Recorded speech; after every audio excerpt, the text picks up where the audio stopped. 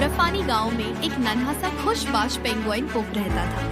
इसका ख्वाब था कि वो बर्फ के सबसे लंबे स्लाइड पर फिसले और सबको हैरान करे। एक दिन पप ने सुना कि बर्फानी पहाड़ माउंट फिरास्टी पर एक बहुत बड़ी स्लाइड मौजूद है, लेकिन आज तक कोई भी वहां नहीं पहुंच सका था।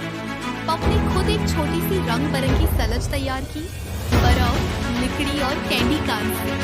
अपनी पहली कोशिश में पप एक छोटे से टीले से फिसलता हुआ नीचे गिरा, उल्टा हो गया और उसकी सलज टूट गई।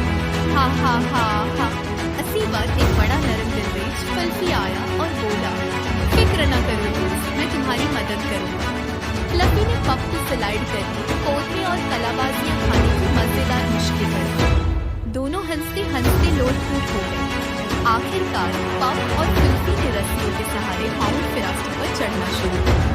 कभी फिसलते, कभी हंसते और कभी एक दूसरे पर गिरते। चोटी पर पहुंच गए। पप ने अपनी सल्ज पर बैठकर जोर से धुकाया। वो बोझी की रफ्तार से नीचे फिसल गया। घूमते, कलाबाजियां खाते और खुशी से चीखते। आखिर में पप जाकर